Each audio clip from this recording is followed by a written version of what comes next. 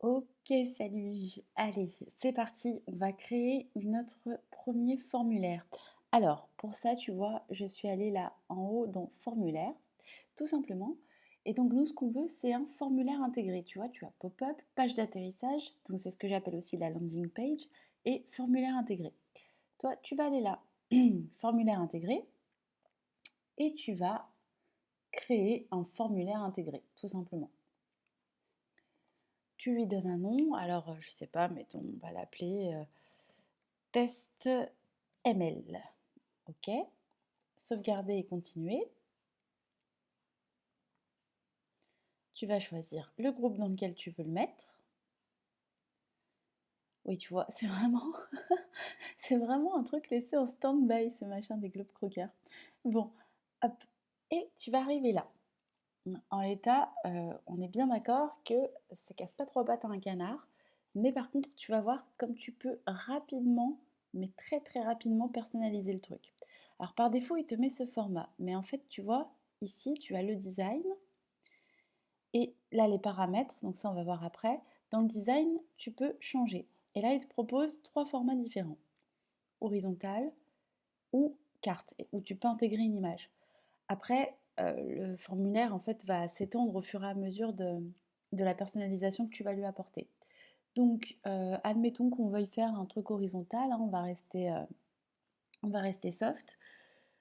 Chaque champ se personnalise. Donc, tu vois, à chaque fois, tu vas pouvoir ici mettre ce que tu veux. Ne loupe aucune info, etc. Ok, hop là. Euh, le titre. Alors, bien sûr, là, c'est un petit point stratégie. Ne mets pas newsletter, s'il te plaît. En fait, newsletter, c'est comme dire surtout ne t'inscris pas. Ça déprime tout le monde. Personne n'a envie de s'inscrire à une newsletter, ça n'existe plus. On a l'impression qu'on va se faire spammer en permanence. Donc trouve un truc accrocheur. Voilà, je sais pas moi, ton super menu dans ta boîte toutes les semaines. On s'en fiche. Allez, bon, c'est beaucoup trop long hein, comme titre, nous notons. Voilà. Lac, le bouton pareil, tu vas pouvoir le personnaliser. Donc, tu te mets en français, sauvegarder. Et là, tu vois, tu as ce champ email. Ici, hop, tu peux ajouter des nouveaux champs. Alors, je te conseille de demander quand même un prénom. Ça te permet aussi de faire de la personnalisation derrière. Donc, ici, tu vois, hop, tu peux personnaliser et décider si tu préfères que la personne donne d'abord son prénom, ensuite son mail, etc. À chaque fois, tu cliques bien sur sauvegarder, hein. Et ensuite, on arrive vraiment à la partie design. Donc ici, c'est tout ce qui va concerner les couleurs, la police, la taille des choses. Donc forme, c'est quoi ça? Je n'avais jamais essayé. Ah oui, bon bah voilà, tu vois, hop. Tu peux lui donner, voilà, dire que tu veux que ça augmente, si tu veux que ce soit plus allongé, donner de la bordure, comme ça, tu vois. Titre, ici, tu vas pouvoir choisir une couleur. Tu vas pouvoir choisir la taille du titre si tu trouves qu'il est un peu trop gros. Là, tu vas pouvoir choisir ta police. Bon, tu vois l'idée, hein. Après, c'est facile, en fait, c'est un éditeur, tout simplement. Les couleurs de fond, etc. Donc, si bien qu'en fait, très très vite, tu vois, en quelques secondes, hein, là, tu vois, en plus, il a mémorisé les couleurs de Dis-le tout haut. Mais tu vois, tu vas pouvoir personnaliser ton truc et faire quelque chose qui est plutôt sympa. Mon fond de page, j'ai jamais compris pourquoi il demandait ça, vu que de toute manière, ton truc, tu vas l'intégrer dans ton blog. Mais bon, il doit y avoir une astuce que je n'ai pas saisie. Voilà, là, tu as à peu près fait le tour. Et par contre, il va falloir que tu ailles dans paramètres, c'est absolument essentiel parce que tu le sais peut-être et sinon je te le dis, il y a ce qu'on appelle la RGPD depuis quelque temps, qui en fait est faite pour surveiller l'utilisation des données et être certain que les gens aient bien donné leur accord pour qu'on utilise leurs données, donc c'est-à-dire le mail en l'occurrence. Donc, il faut que les gens confirment qu'ils sont OK avec ça. Alors, tu peux utiliser case pour confirmation et là rajouter le texte que tu veux.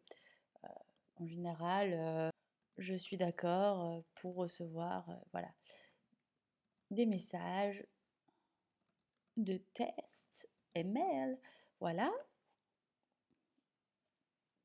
Ensuite, ces trucs-là, j'avoue que j'ai jamais compris, mais je vais vous dire quand même que si vous cliquez, c'est pas la même et je pense que c'est complètement démesuré. Donc, ça fait un formulaire de base qui est dans les règles, ok? Ensuite, là, tu vas remarquer que tu as aussi message de succès. Celui-là, il faut bien penser à le personnaliser parce que c'est le petit truc qui va apparaître une fois que les personnes auront rentré leur nom, etc. Donc là, c'est reparti, hein. Bon, je te le fais pas, hein, t'as compris l'idée. Hop, sauvegarder. Et tu vas faire next. Alors, il faut un peu de temps. Je ne sais pas si c'est que chez moi ou si c'est chez tout le monde, mais c'est le seul petit défaut de ce truc, c'est que il a des temps un peu longs par moment.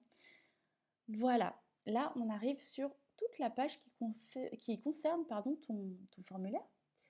Et là, tu vas pouvoir du coup configurer aussi l'email de confirmation que va recevoir la personne qui s'est abonnée. Donc là, pareil, tu peux configurer l'objet de l'email, ce qui va être dit, page de remerciement. C'est la même chose et à nouveau, tu peux tout éditer, les couleurs, etc. Et ce qui nous intéresse, nous, c'est comment on va intégrer ça dans notre site. Et ici, tu vois, tu as le JavaScript et surtout le code HTML. Et c'est ça que tu vas devoir copier et ensuite aller coller dans ton site. Donc si tu es sur WordPress, dans un bloc HTML, et puis ensuite pour le reste, les blocs HTML, j'ai déjà expliqué dans l'article, j'ai créé mon blog et maintenant, comment faire sur les autres grosses plateformes, donc je te laisse regarder cet article. Voilà, et là, hop, tu as un nouveau formulaire tout beau que tu vas pouvoir intégrer sur ton site, tout simplement.